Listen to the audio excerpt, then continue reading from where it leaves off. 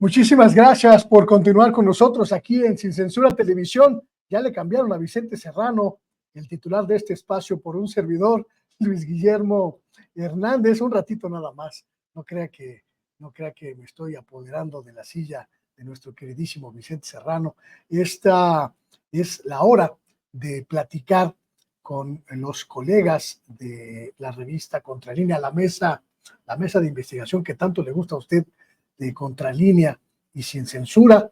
Hoy vamos a hablar de dos temas súper importantes que están en el candelero informativo, y para ello, para que los presente y para que los explique y nos dé pistas sobre esto, tenemos ya a nuestro colega, a nuestro amigo Zósimo Camacho. Buenas noches, Zósimo. ¿Cómo estás, Luis Guillermo? Qué gusto estar aquí, estar con todos ustedes. Muchas gracias. Muchísimas gracias, Zósimo. Pues ustedes echando tiros con la información exclusiva, información interesantísima.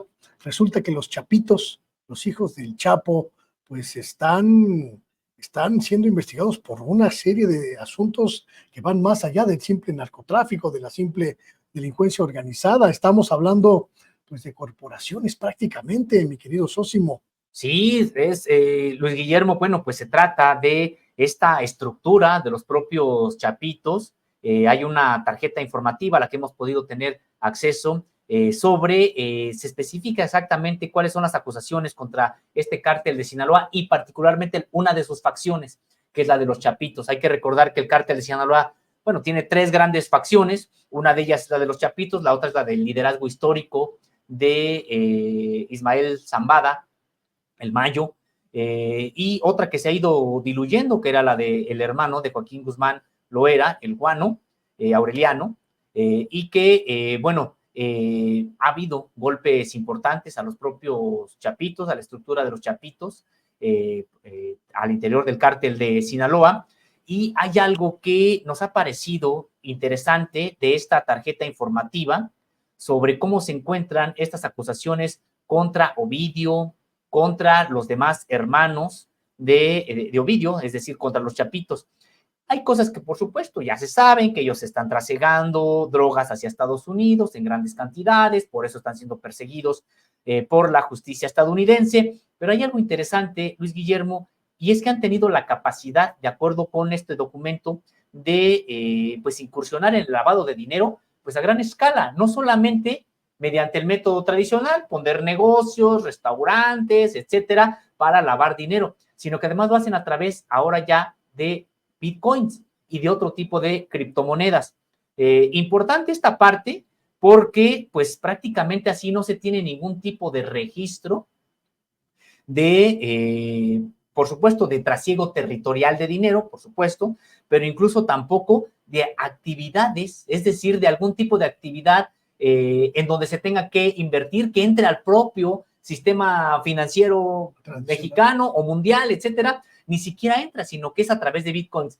Y esto, decíamos, Luis Guillermo, es algo que me parece que nos ha parecido algo nuevo, no se había documentado hasta ahora la incursión del cártel de Sinaloa, particularmente de la facción de los chapitos, dentro de la utilización de criptomonedas para lavar dinero.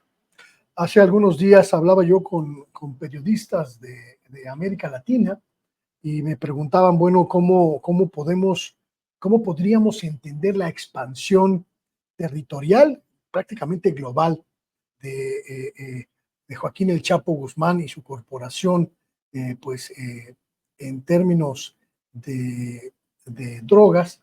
Y bueno, pues les decía yo, hay que entender que el negocio de Joaquín El Chapo Guzmán se convirtió en una especie de corporación internacional, multinacional, en la que ya no solo se trata de trasiego de drogas, sino que además hay ya toda una estrategia muy sofisticada, muy compleja, de lavado de dinero, de distribución, de venta, y en ella los hijos del Chapo Guzmán, Iván Guzmán Salazar, Alfredo Guzmán, Ovidio Guzmán y Joaquín Guzmán López, pues toman parte importantísima, y lo que ustedes están revelando en este asunto, pues me parece que va en ese sentido, es decir, el conglomerado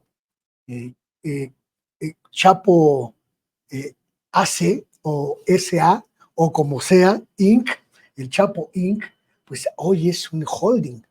Sí, totalmente. Totalmente. Es parte de estas estructuras, bueno, pues quedaron ya muy atrás aquellas simientes del narcotráfico en México, con empresas, sobre todo de personas que provenían del ámbito rural, sin mucha instrucción formal, y que, bueno, pues gracias al trasiego que hacían de drogas, bueno, pues generaban grandes sumas de dinero que lavaban en restaurantes y en muchos otros negocios, incluso, pues sí, por supuesto, ya legales, financiados con dinero ilegal, pero que negocios en el ámbito legal, y que esa era su manera casi única, digamos, para lavar el dinero. En efecto, estos son auténticos holdings, trades, que se han construido ya, no solamente es el caso del cártel de Sinaloa, está por supuesto el caso del cártel Jalisco Nueva Generación, del cártel del Golfo, también ya desde hace tiempo. Son estas tres organizaciones hoy las que prácticamente se han internacionalizado en sus operaciones y también incluso en sus finanzas. Me parece que esta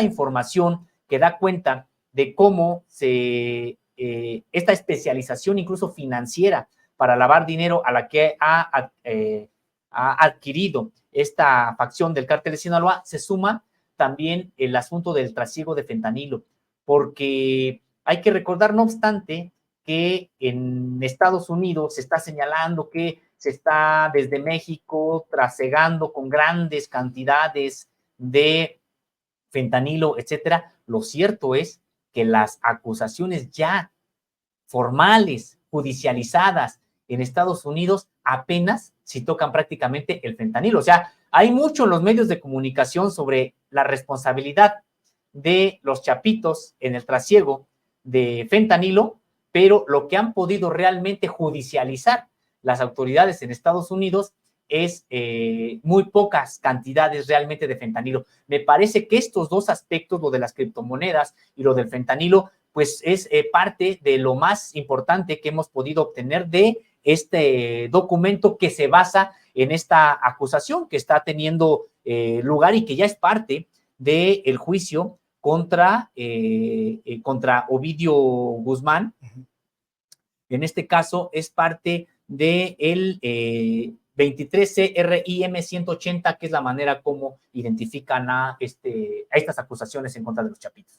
Estamos hablando de que los integrantes de esta organización están utilizando criptomonedas para manejar sus ganancias provenientes de la venta de drogas, Osimo. Estamos hablando de que hay inversiones, administraciones en torno de esta nueva forma de obtener ganancias o de lavar ganancias, pero también estamos hablando de una suerte de expansión, digamos, global de sus ganancias. Sí, y de algo incluso más, Luis Guillermo, de que se ha detectado que finalmente en algún momento esto se tiene que hacer físico, es decir, las criptomonedas, el sistema financiero, en algún momento se tiene que hacer físico, y lo que se está reconociendo allá en Estados Unidos, de acuerdo con este documento también, es que han empezado a pulular negocios físicos en territorio estadounidense, una red de negocios físicos que serían parte de los chapitos en territorio estadounidense y que pues sí se han financiado con este mecanismo de lavado de dinero que han desarrollado. Entonces sí, de entrada, sí, Luis Guillermo, se trata de que están utilizando criptomonedas como una especie de ahorro. Pues sabemos, las criptomonedas en algún momento han tenido una estabilidad. Hay veces que, bueno, se van hacia abajo, pero en términos generales hay criptomonedas que han logrado una estabilidad importante. Y segundo, es una especie de mantener ahí ahorros, pero segundo, es una especie también de mecanismo para transferir dinero sin dejar ningún tipo de rastro. Si es complicado seguirle la pista del dinero al sistema financiero meramente, es más complicado entonces meterte a este sistema financiero de las criptomonedas que no tienen, pues como tú bien sabes, por ejemplo, ningún respaldo bancario, claro, o no tienen ningún respaldo en alguna institución financiera real, sino es prácticamente en la propia red, en los propios respaldos de esta economía, pues prácticamente irreal que el capitalismo ha generado. Pero en términos, sí, se requiere para esto cierta especialización, se requiere para esto ciertos recursos, por supuesto, y pues ahí vemos al cártel de Sinaloa que los tiene. Ahí vemos al cártel de Sinaloa no solamente como una organización criminal, que lo es en todas sus fases, es una organización criminal en todas sus fases, pero que no solamente son aquellos sicarios, los Salazar allá en Sonora, no solamente son las alianzas que puedan tener con los ardillos en la montaña de Guerrero, no, son este tipo de estructura totalmente pues educada en finanzas, de cuello blanco, por supuesto, que es la que termina por crearles ya estas estructuras al cártel de Sinaloa. Y es que no cualquiera, es decir, no cualquier organización criminal alcanza estos niveles que estamos viendo con respecto del cártel de Sinaloa. Perdóname que sea, y creo que ustedes que nos ven ya me conocen un poco en este sentido. Perdóname que sea un poco incrédulo, mi querido Sósimo. Me llamó la atención algo que comentaste. El gobierno de Estados Unidos, independientemente de las cuestiones que haya señalado, solo ha podido, digamos, proceder penalmente sobre un muy pequeño trasiego de fentanilo por parte de los chapitos en Estados Unidos. Y es muy fácil, lo digo porque es real, porque ha ocurrido, es muy fácil que el Departamento de Justicia, que la DEA, etcétera, pues fomenten una suerte de narrativa delirante, Sósimo, sobre este asunto. Que los chapitos contactaron con mafias chinas para traficar con fentanilo a través de México, introduciendo en Estados Unidos, que los chapitos incluso pues tuvieron un grupo de experimentación con adictos al fentanilo para producir una droga mucho más potente y poderosa, que los chapitos, etcétera. ¿Qué tanto hay de cierto en todo este asunto? ¿Y qué tanto podríamos meter más en los delirios de cierta escritora de novelas de narcotraficantes con guiones de la DEA? Pues tienes toda la razón, Perdón, pero te lo pregunto porque pues, tú eres más experto que yo en ese asunto. No, totalmente de acuerdo. Mucho, ¿no? No, exactamente, totalmente de acuerdo. Es que también ellos les imponen más características a estos personajes que lo que realmente tienen y no cuentan toda la historia. ¿En qué sentido? Pues si es que los cárteles, tanto en México como en Estados Unidos, logran algún nivel de trasiego de drogas, de poder incluso, pues es también gracias a la corrupción, es decir, a las alianzas que con autoridades allá se tienen. Luis Guillermo, en este espacio habíamos ya dado a conocer una investigación de José Reyes en la que las propias autoridades de Estados Unidos, es decir, con datos de ellos, de Estados Unidos, se señalaba que las principales personas que trasegaban el fentanilo a Estados Unidos son ciudadanos estadounidenses. No son los cargamentos de fentanilo, no son ni siquiera pues llevados a Estados Unidos por túneles, mediante drones. No, son ciudadanos estadounidenses que lo pasan por la frontera normal, por las garitas legalmente establecidas. Van caminando. Eso reconocido por las propias autoridades estadounidenses, porque a los ciudadanos estadounidenses generalmente no los revisan o no les hacen las revisiones exhaustivas, como si les hacen a personas que van a entrar a Estados Unidos de manera legal, tienen otro tipo de revisiones si no son ciudadanos estadounidenses. Bueno, reconocido por Estados Unidos, la principal manera de trasegar fentanilo, de ingresar fentanilo a Estados Unidos, es a través de ciudadanos estadounidenses que lo pasan por la frontera de México-Estados Unidos. Entonces, de entrada, ahí hay una responsabilidad y tienes toda la razón, Luis Guillermo. El poder que tienen estos cárteles en Estados Unidos, pues es gracias también a la inacción de Estados Unidos. Claro, aquí tendremos que preguntarnos si esta inacción es totalmente deliberada por acuerdos que pudieran tener con los cárteles o por ineficiencias, por incapacidades. Lo cierto es que qué fácil es conseguir droga en Estados Unidos.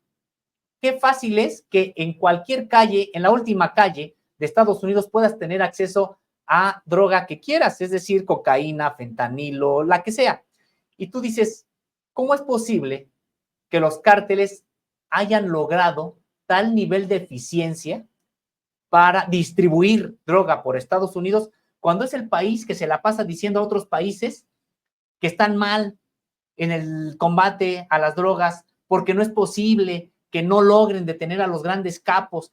De entrada, ni siquiera se saben los nombres de los grandes capos en Estados Unidos.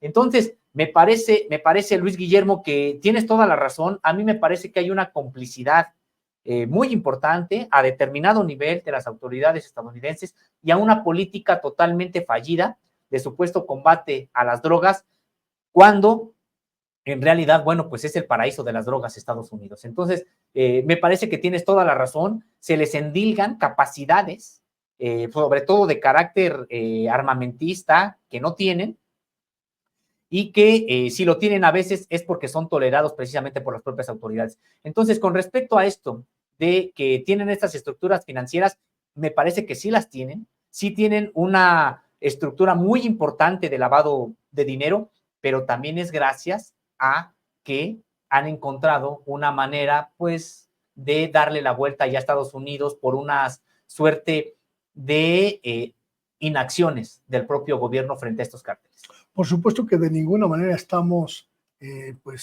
digamos, intentando justificar, tampoco estamos intentando aminorar el impacto terrible que tienen los cárteles en general de la droga en México, y por supuesto de ninguna manera estaríamos a favor de lo que hacen esas personas, pero sí es importante también poner en perspectiva, y eso es lo que me gusta que hace Contralínea, poner en perspectiva el trabajo que está haciendo México y el trabajo que no está haciendo Estados Unidos, donde me parece que sí hay mucho de fantasía y poco de contundencia judicial, jurídica y de inteligencia, porque el fentanilo, ya lo confirmó el gobierno mexicano, está en Estados Unidos, pero no pasa por México. Es decir, me parece que mucho de esta narrativa busca justificar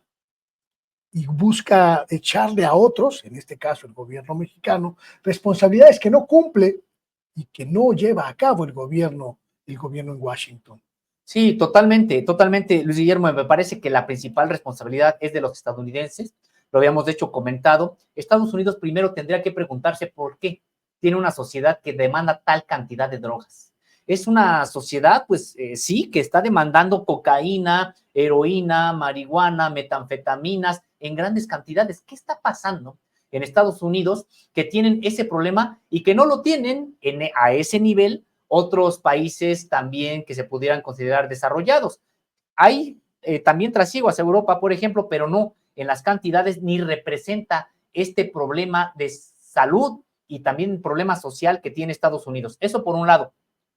Y por otro, Luis Guillermo, me parece que Estados Unidos está faltando también a la verdad con respecto del propio combate a los cárteles en su propio territorio. Ya nos referíamos a esta posibilidad de de disponer de droga en cualquier parte del mundo, pero me parece que en realidad Estados Unidos ha utilizado el tema de la droga pues para tratar de incidir en la política interna de los países de América Latina. Es una pretexto para tratar de señalar quién combate a los cárteles y quién no, y con ello pues desestabilizar incluso a los propios gobiernos. A mí me parece, Luis Guillermo, que el fentanilo es probable que sí transite por México.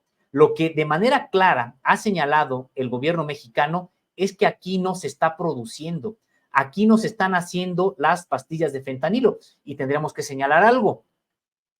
Para producir estas pastillas de fentanilo se necesitan laboratorios controlados.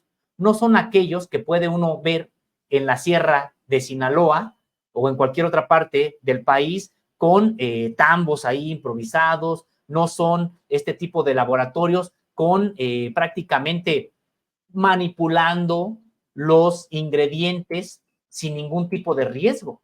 De entrada, sí tendríamos que señalar, es más complicado que se estén haciendo en México porque necesitas laboratorios realmente controlados, que puedan ser manejados incluso por personas que saben de química, químicos, pues, profesionales de la química, científicos. Eso es lo que tú necesitas para hacer pastillas de fentanilo.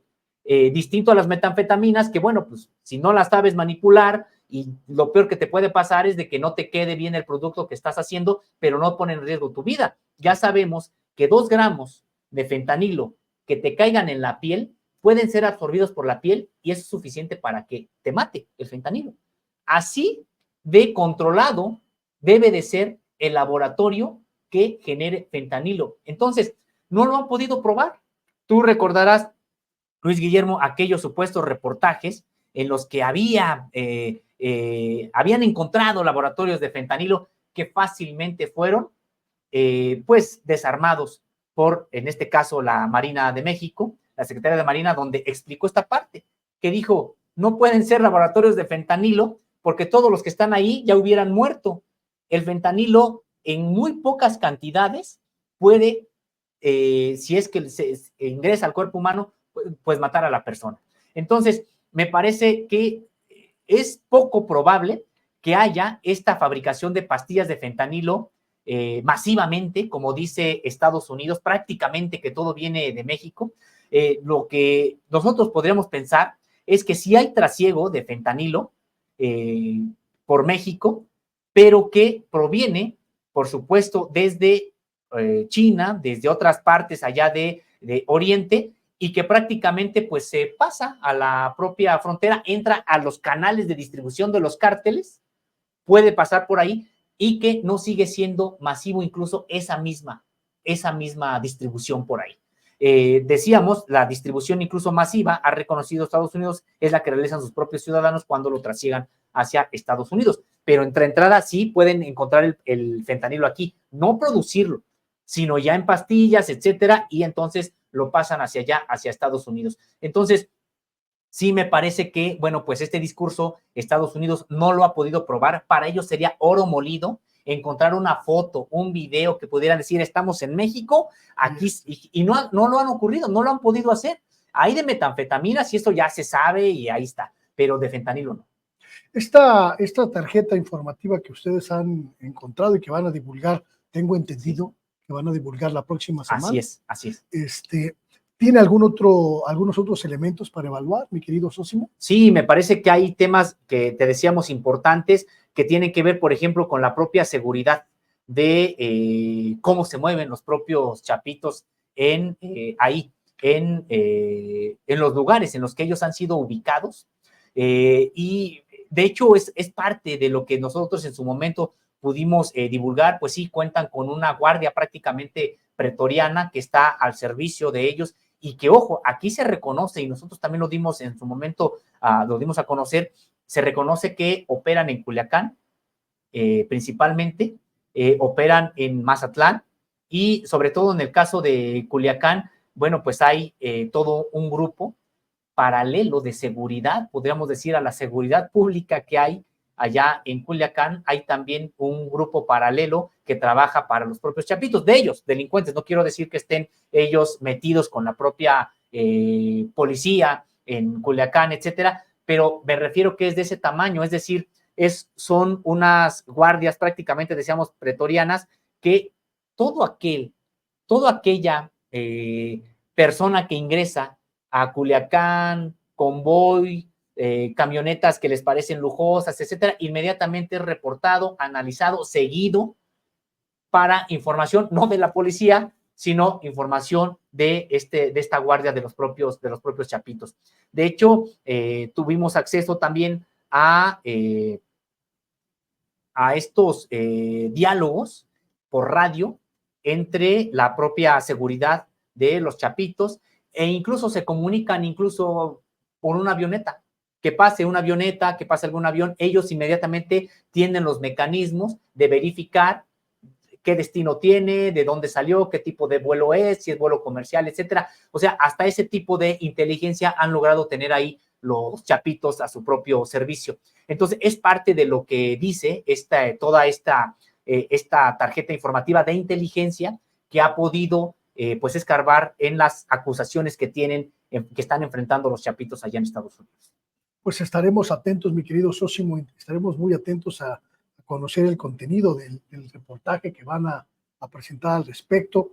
Me parece que es un tema, yo digo, inagotable en muchos sentidos. Desafortunadamente, no tenemos la manera de decir que va a tener fin este asunto, pero hay un tema también que sobre el que ustedes han estado muy observadores y acuciosamente observadores, que es el relevo en la rectoría de la Universidad Nacional Autónoma de México. La madrugada del jueves, la noche del miércoles, ya muy noche, la Gaceta Universitaria dio a conocer el perfil de las 10 personas, Sósimo, que van pues, a pasar a la siguiente fase, pasan digamos, a la última ronda de auscultaciones, entre comillas, de la universidad, que en realidad son auscultaciones de la pequeña élite para definir al nuevo rector, a la nueva rectora de la universidad. Totalmente, Luis Guillermo, y decirlo, pues decepcionante lo que ha ocurrido ya con esta nueva fase que entra a la universidad. Pienso que ha quedado fuera la mejor propuesta que había para la propia universidad, la de Ambrosio Velasco. Platicamos de esta propuesta la semana pasada.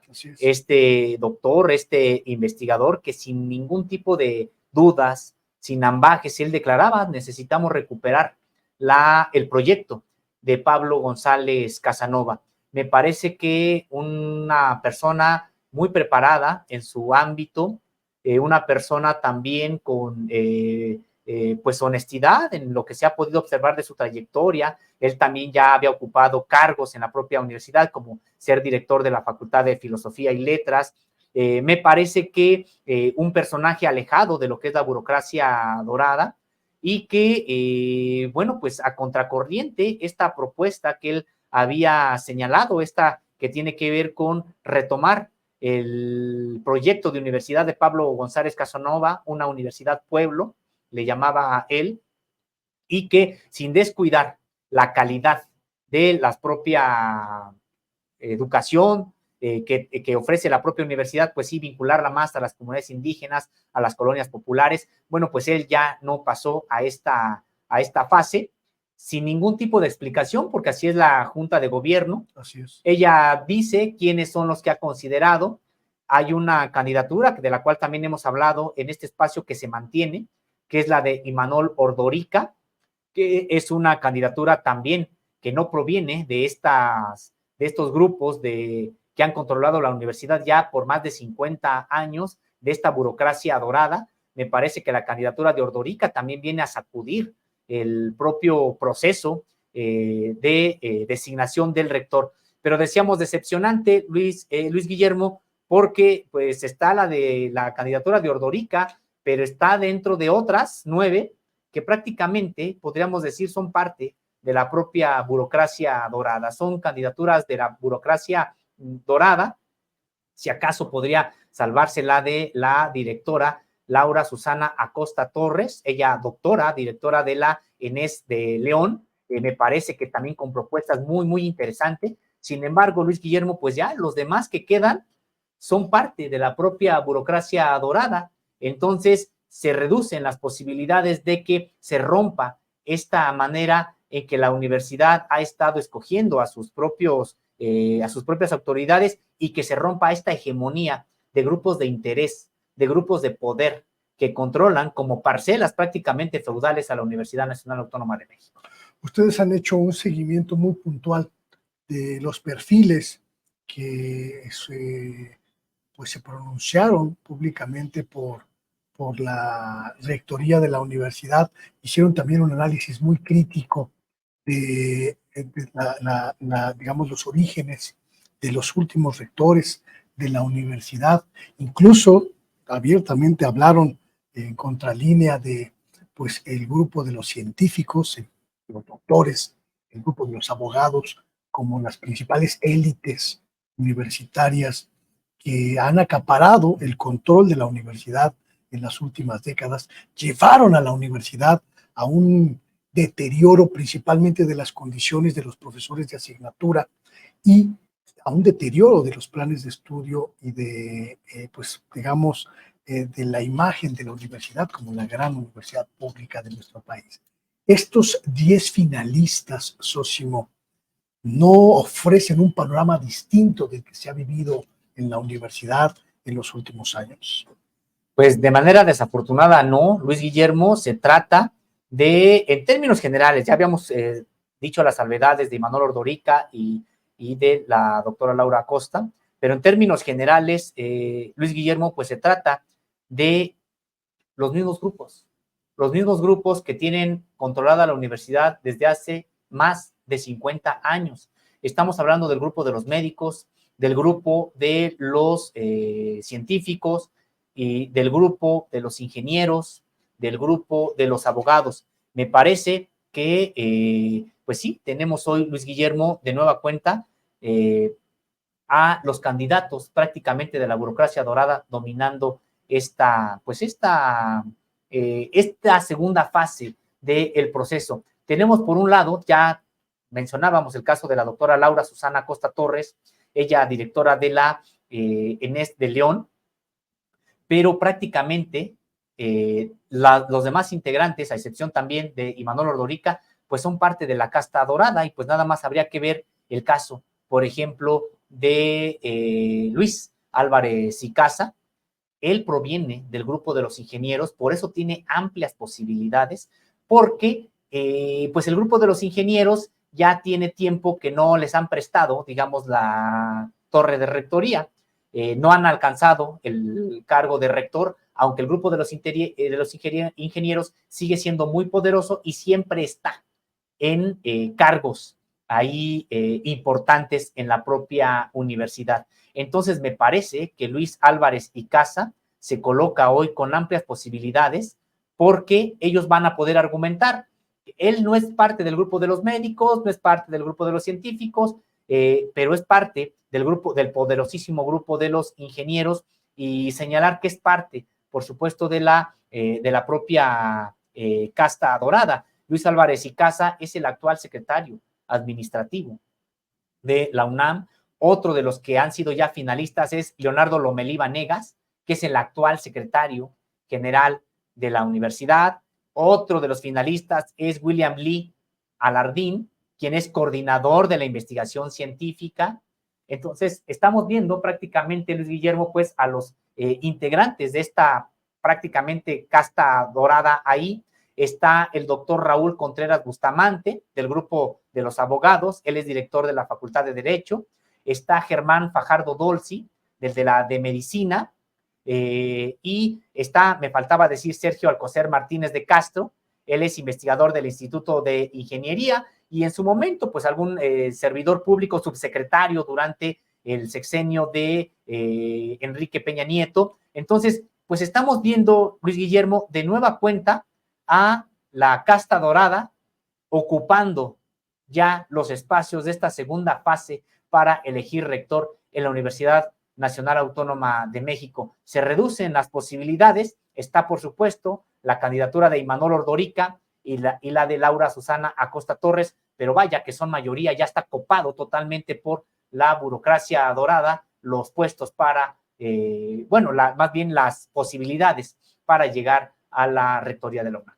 Recuerdo ahora que mencionaste a Luis Álvarez y Casa, por cierto, si le suena a usted el apellido, efectivamente es el hermano de este senador Saltimbanqui, que alguna vez fue ombudsman en la Ciudad de México, Emilio, creo que se llama, ¿no? Sí. Emilio, el senador. Así es.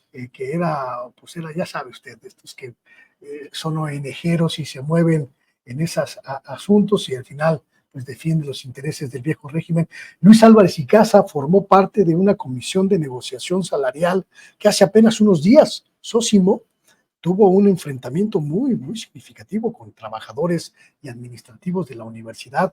Le fueron a dejar hasta una cabeza de cerdo ahí en la mesa de negociaciones, pues porque se atrevió a decir que los profesores de asignatura estaban muy bien pagados en la universidad. Eso habla muy bien de quiénes son estas figuras, la gran mayoría de estas 10 figuras que la élite universitaria definió como finalistas en el proceso para la renovación de la rectoría.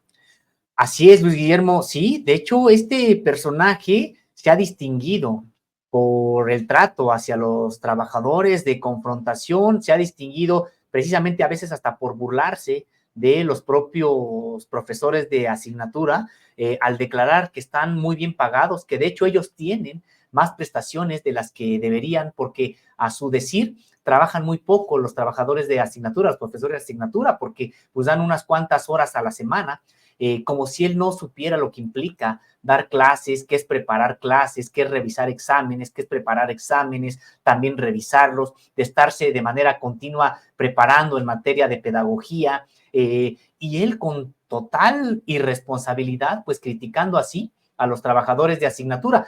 Y sí, este es el talante, Luis Guillermo, de la mayoría de quienes quedaron ya como finalistas en este proceso, por lo cual, pues vemos que la Junta de Gobierno, pues hizo otra vez este trabajo de elegir entre este tipo de perfiles que garantizan la propia permanencia de la casta dorada, controlando la propia universidad. Le están cerrando el paso a cualquier tipo de cambio en la propia universidad. Ojalá que pudiera llegar Imanol Ordorica o Laura Acosta en este sentido, pero estamos viendo que prácticamente ya han copado todas las posibilidades. Y resulta, Luis Guillermo, pues sí, importante contrastar, mientras que propuestas como la de Ordorica o como la que tenía el doctor Ambrosio Velasco, pues reivindicaban el trabajo de los profesores de asignatura, reconocían una verdad. Sobre estos profesores está descansando una función sustantiva de la universidad, que es la docencia. Son estos profesores los que mantienen con altos estándares, incluso reconocidos a nivel internacional, la educación que imparte la UNAM. No es precisamente gracias a esta burocracia dorada, es gracias a estos profesores que tienen, pues, no solamente bajos salarios, sino inseguridad laboral, tienen precariedad laboral también. Y me parece, pues, un insulto de parte de Álvarez y Casa, pues prácticamente decirles que están ganando más de lo que se merecen, que incluso tienen prestaciones que no deberían de tener, y recordar Álvarez y Casa cómo se ufanó de haber sido identificado con la burocracia dorada. Dijo que sí es parte de la burocracia dorada porque algún nombre deberían de tener. Bueno, estos perfiles son los que hoy están compitiendo ya por la rectoría en la UNAM y han dejado fuera a un perfil, decíamos, como el de Ambrosio Velasco. ¿Qué proceso sigue ahora, mi querido Sósimo, en esta definición de la Junta de Gobierno de la universidad? Parece que las cuestiones de la deliberación continuarán. ¿Qué participación va a tener la comunidad universitaria? ¿Qué capacidad de incidir en este proceso tendrá pues el grueso de estudiantes, de profesores, de administrativos, de trabajadores de la máxima casa de estudios?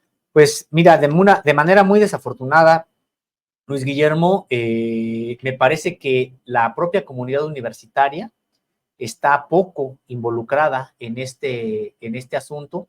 Más o menos ha podido la propia comunidad universitaria pues colocar a Imanol Ordorica en esta segunda fase, porque ha sido prácticamente la propia comunidad universitaria la que pues se ha hecho sentir con esta campaña que está realizando Ordorica, salón por salón, en auditorios, en las plazas distintas que tiene la propia universidad, las propias instalaciones universitarias. Me parece que es gracias a esta participación de la comunidad que se incluyó también la candidatura de Imanol Ordorica. Pero en términos formales, no hay manera de obligar a la Junta de Gobierno a que tome en cuenta a la propia comunidad universitaria. No hay manera prácticamente de obligarlo. De hecho, pues ahora hemos visto que han publicado esta lista diciendo la Junta de Gobierno que atendió, escuchó a la comunidad universitaria y que por lo tanto pasan a la siguiente fase estas 10 personas. ¿Dónde están los comprobantes? ¿De qué manera pueden ellos comprobar que escucharon a la comunidad universitaria y que por lo tanto estos son los 10 que pasan? no hay prácticamente transparencia en este proceso. Entonces, lo que sigue es de que ahora los van a citar y ahora van a hablar. Estas 10 personas van a hablar con cada uno de los integrantes. Ellos, los integrantes, van a tener la oportunidad de exponerles su plan de trabajo, de exponerles el proyecto de universidad en el que creen y de qué manera llevarían a la universidad a, pues, a este proyecto que estarían ellos presentando. Entonces, de todas maneras, escuchará la Junta de Gobierno, se retirará a deliberar, esto en la formalidad, y ellos finalmente decidirán quién es el ganador. Son estas 15 personas y, sabes, Luis Guillermo, no se ha desarrollado la manera de que, por lo menos en este proceso, se ensayen otros mecanismos, que a la par de la Junta de Gobierno, pues haya sondeos organizados por la propia universidad, ¿por qué no votaciones organizadas por la propia universidad? Y que entonces la Junta de Gobierno, pues sí realmente escuche a una expresión universitaria y entonces decida con base en esa expresión. Entonces, pues lo que sigue, Luis Guillermo, es eso, y me parece que hay muy pocas posibilidades para que realmente se haga sentir la participación de la universidad. Creo que los vientos de transformación, los vientos de cambio que soplan en México, en todos los espacios y prácticamente en todos los ámbitos, pues están llegando también a la universidad, mi querido Sósimo. Mire, le voy a mostrar el video del que hablábamos hace unos momentos. Esto es algo, me parece, no sé tú, si me corriges, te lo agradezco, mi querido Sósimo, pero esto que estamos viendo en pantalla es algo completamente sin precedentes. Una reunión entre el equipo de la universidad y trabajadores que culmina pues con esa cabeza de cerdo en la mesa de negociación donde Luis Agustín Álvarez y Casa Longoria y otros funcionarios de la universidad son directamente interpelados, directamente pues confrontados, Sósimo, por la base trabajadora, la base académica, la base administrativa de la universidad. Es decir, por más que se niegue la élite universitaria, la UNAM se está moviendo, la UNAM está efervesciendo por un deseo de cambio. Sí, totalmente me parece esto, Luis Guillermo, y es parte, a mí me parece incluso de esta cerrazón que hemos visto a la propia Junta de Gobierno, porque pues lo que mostró es una cerrazón, lo que mostró ya, digo, prácticamente en escoger a todos los candidatos de la casta dorada que pasan a la siguiente fase, pues es una manera de cerrar, de decir, pues sí, vamos a escoger también aquí a Ordorica y a Laura Costa, pero todos los de la casta dorada pasan a la siguiente fase. A mí me parece que ya es una manera de aclarar que se ha cerrado la Junta de Gobierno a realmente escuchar a la población universitaria. Pero esto está generando lo que ya comentas. Hay que señalar también esta parte, Luis Guillermo. Una cosa son las propias autoridades que han controlado la universidad durante mucho tiempo y otra cosa también son las comunidades amplias, sobre todo la estudiantil y la académica, muy plural en la parte política, muy, podríamos decir que a veces, luchadora por los derechos en sus momentos que se moviliza, etcétera. Y me parece que esto que vimos, esta cabeza de cerdo que ponen sobre la mesa, pues es una protesta, sí, desde mi punto de vista inaudita, no se había visto, yo tampoco tengo conocimiento de una protesta en ese sentido. Lo que sí ya tenía yo noticia desde hace tiempo, pues es las groserías con que son tratados los trabajadores que sienten que son tratados por Luis Álvarez y Casa, y que todo parece indicar que se están juntando las élites en la UNAM para escoger a este personaje como el próximo rector en la universidad, a raíz de que lo consideran que es alguien que puede incluso pues cerrar el paso a cualquier intento de democratización en la propia Universidad Nacional Autónoma de México. Entonces, sí me parece a mí inaudito y me parece, Luis Guillermo, que esto pues está acorde con una serie de movilizaciones que ocurrieron en la UNAM en días previos a que se anunciara esta elección de los 10 que pasan a la segunda fase. Ya habíamos comentado la semana anterior estos pretextos para cerrar facultades de la universidad, que supuestamente que por las chinches, etcétera. hasta la fecha estamos viendo a facultades que están cerrando hasta el día de hoy, por ejemplo, la Facultad de Contaduría y Administración, una facultad que, hay que señalarlo, no se ha caracterizado realmente por su movilización, por la intensidad de lucha de sus propios estudiantes. No es una facultad que se haya caracterizado así. Y cuando sí hay desde la base estudiantil de la Facultad de Contaduría intención de movilizarse, inmediatamente llega Seguridad UNAM, inmediatamente vienen las amenazas académicas contra los alumnos que se movilizan, inmediatamente se movilizan otros estudiantes para impedir el cierre de la facultad, etcétera. Y vemos entonces a las autoridades de la Facultad de Contaduría emitiendo comunicados, condenando cualquier tipo de cierre de la Facultad de Contaduría. Pero ojo, en estos días hemos visto que hay una supuesta movilización al interior de la Facultad de Contaduría de unos cuantos estudiantes que cierran la facultad, y esto es avalado por las propias autoridades de la facultad, e incluso mandan mensajes a profesores de la Facultad de Contaduría para que no vayan, que respeten el paro que supuestamente la comunidad estudiantil generó.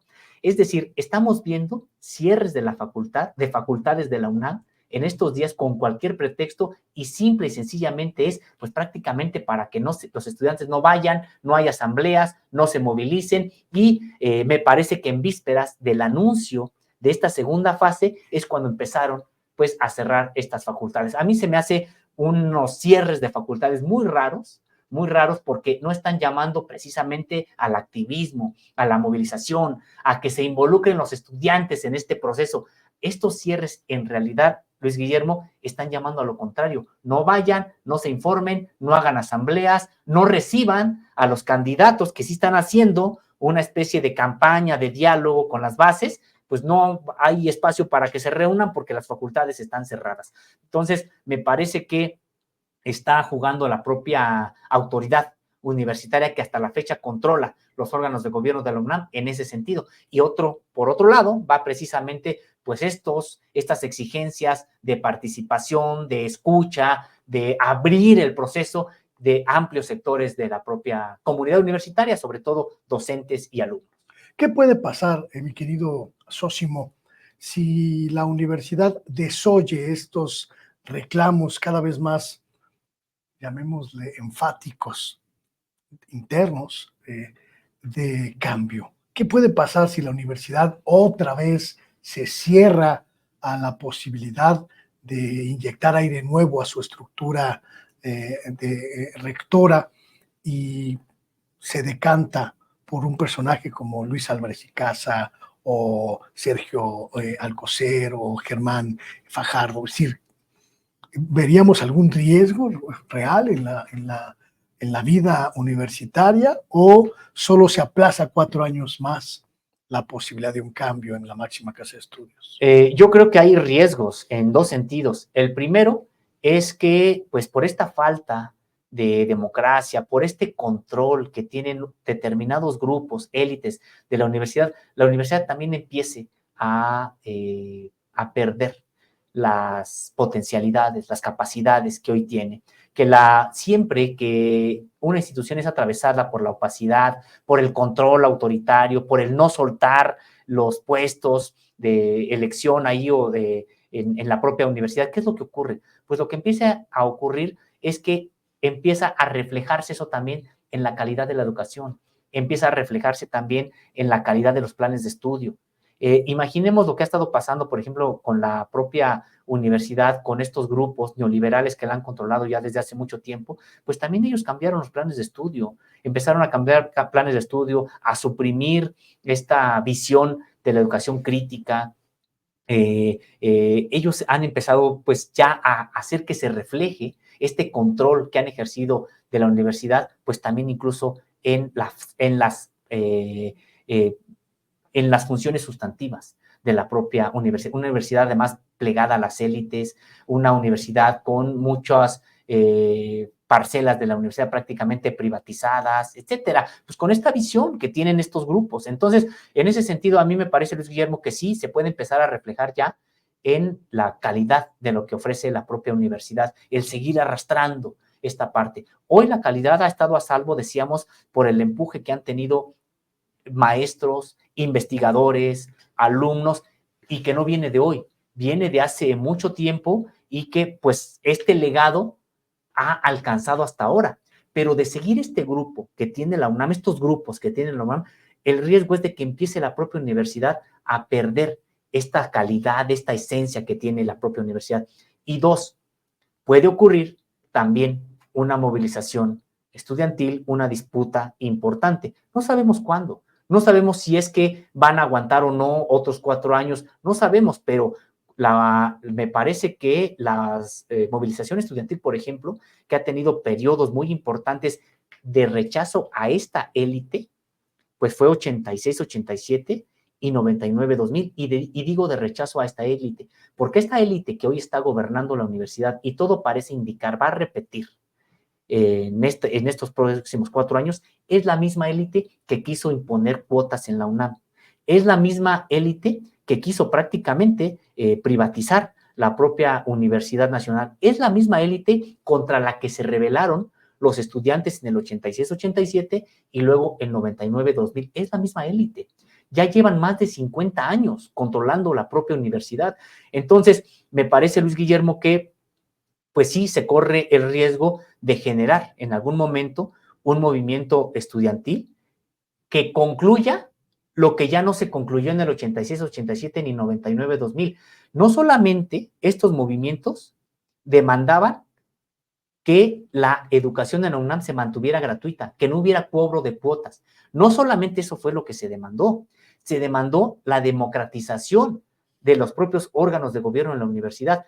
De hecho, en ambos movimientos lograron de las autoridades el compromiso de generar congresos universitarios donde se iba a discutir la gratuidad de la educación, donde se iba a discutir también los órganos de gobierno y muchos otros aspectos. ¿Y qué fue lo que ocurrió, Luis Guillermo? Una vez que terminó el conflicto 86-87, trataron ya de apaciguar el asunto.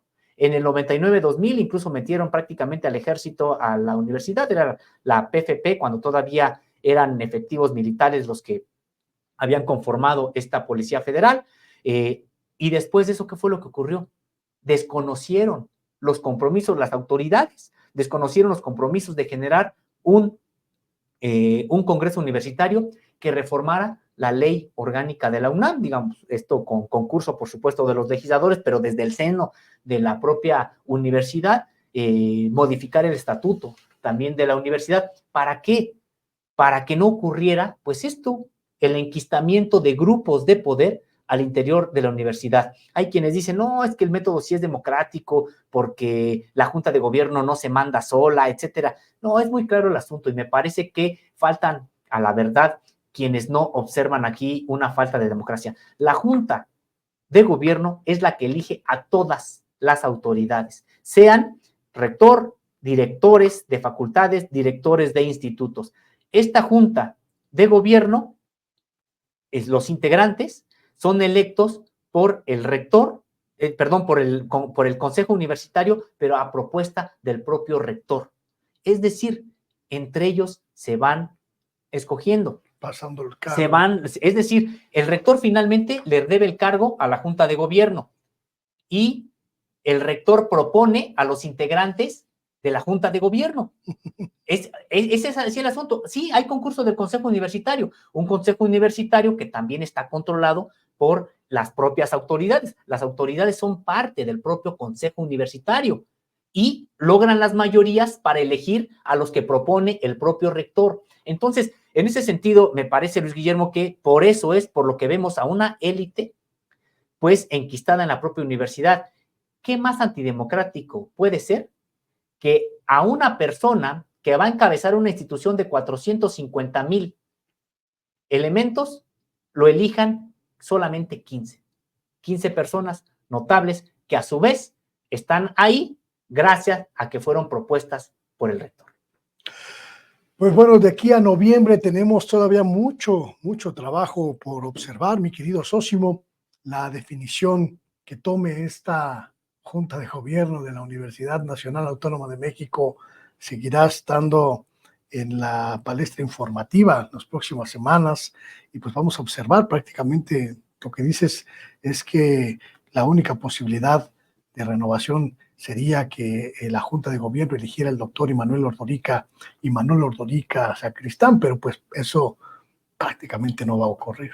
Pues parece que no, porque además decíamos, ni siquiera tuvieron pues el tacto de no meter a todos los funcionarios en la segunda fase. Todos son funcionarios, es decir, o sea, son cercanos a la actual administración. Estamos hablando de Leonardo Lomelí Vanegas, William Lee Alardín, Fajardo Dolci, es decir, Luis Guillermo, ni siquiera tuvieron pues el tacto de meter, de simular, sea, ¿no? y meter al que ya consideran que va a quedar, meterlo también, y al final, bueno, pues no, ya de entrada descartan a los perfiles que pudieran realmente venir a sacudir la propia universidad, a regresarla a la sociedad, porque también hay quienes dicen, Luis Guillermo, no, es que lo que está buscando gente como Imanol Ordorica es meter a la 4T a la universidad. De entrada yo pienso que no, te lo digo con honestidad, con sinceridad. A mí me parece que Imanol Ordorica tiene incluso posiciones que pudieran ser más críticas que la propia 4T en algunos aspectos,